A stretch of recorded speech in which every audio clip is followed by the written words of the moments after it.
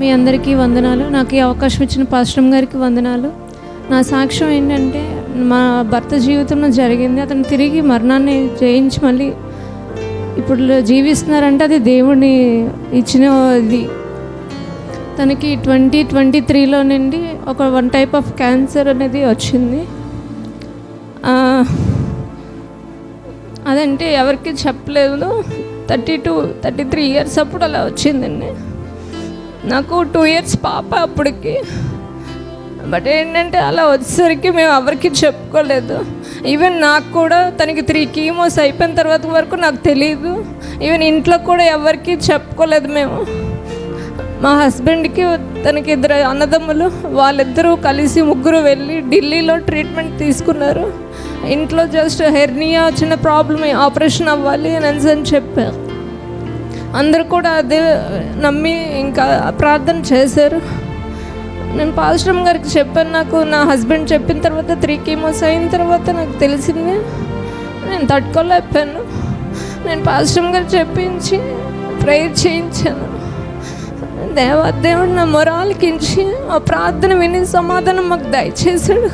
తిరిగి అతని జీవాన్ని ఇచ్చి ఈవెన్ పిల్లలు కూడా పుట్టారు. ఇంకా ఛాన్స్ లేదని డాక్టర్స్ చెప్పారండి. కానీ నాకు కుమారుడు కావాలని, ఎందుకంటే మా అత్తయ్యల ఇంట్లోనే 3 మేము తోటికోడలు, 3కి ఆడపిల్లలు ఫస్ట్ టైం ఇచ్చారు. ఈవెన్ బాబు పుట్టాలని వాళ్ళు ఎంతగానో ఆశ చూస్తున్నారు. కానీ దేవుడు అలాగే ఎందుకు మాకు పరీక్ష పెట్టాడో తెలియదు. కానీ పరీక్షను మేము ఎలాగైనా సాధించాలి. దేవుడికి ఎంతగానో మొరపెట్టుకొని ప్రేయర్ చేసుకున్నాను. సంవత్సరం 2023 ఆగస్ట్ సెప్టెంబర్లోనే అలా తనకి ట్రీట్మెంట్ అయ్యిందండి. 2024 అయ్యేసరికి తను కంప్లీట్ క్లియర్ అయిపోయింది. దేవుడు చేసిన గొప్ప అది అంటే ఒక విధంగా తను మార్చారు. ఇంకా తిరిగి జీవాన్ని ఇచ్చారు దేవుడు.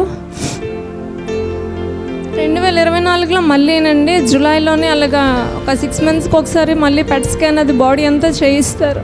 ఆ విధంగా చేయిస్తే ఎక్కడ ఏ బాడీలోని తల నుండి అరికాల వరకు కూడా దేవుడు ముట్టాడు, అతనికి స్వస్థత ఇచ్చాడు. ఎక్కడ ఏం లేదండి.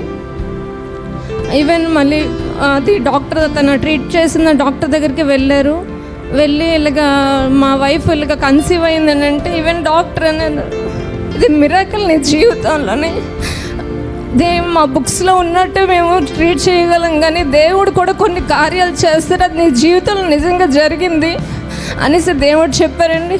2024 నేను కన్సీవ్ అయ్యాను. నాకు 2025లో బాబు పుట్టాడండి.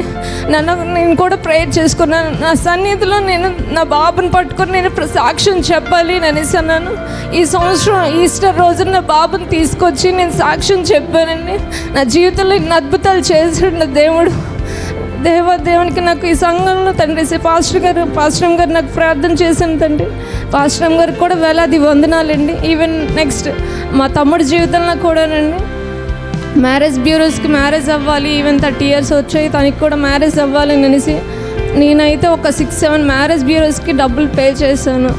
ఏవి వస్తున్నాయి కానీ ఒక హైట్ దగ్గర, ఎక్కడో ఎడ్యుకేషన్ దగ్గర, ఫ్యామిలీ బ్యాక్గ్రౌండ్ ఎక్కడో దగ్గర అది పోతుంది తిరిగి.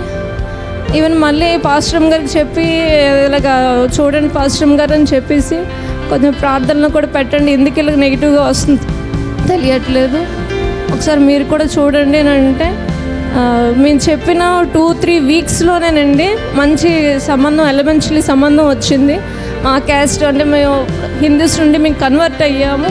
ఈవెన్ మేము మా ఫ్యామిలీలో చేసుకున్న వేరే క్యాస్ట్ చేసుకున్న ఇప్పుడు మేము క్రిస్టియన్గా కన్వర్ట్ అయ్యామని చాలామంది మాతో మాట్లాడరు. ఫ్యామిలీతో ఒక సపోర్ట్ అనేది ఏమి ఉండదు. అలాంటిది దేవుడు మా క్యాస్ట్లోని సంబంధం, తన సాఫ్ట్వేర్ చెన్నైలో చేస్తుంది అమ్మాయి జాబ్, మంచి బ్యాక్గ్రౌండ్ ఉన్న ఫ్యామిలీ అంతా బాగా వచ్చిందండి. దేవుడు గొప్ప సాక్ష్యాలు మా పట్ల జరిగించాడండి. ఇంకా నెక్స్ట్ మంత్ ఈ మంత్లోనే పెళ్ళి కూడా చేసుకోవాలనుకుంటున్నానండి. మీ ప్రార్థనలో మా కుటుంబానికి జ్ఞాపకం చేసుకోండి. ఈ చిన్న సాక్ష్యం దేవుడు దీవించునుగాక.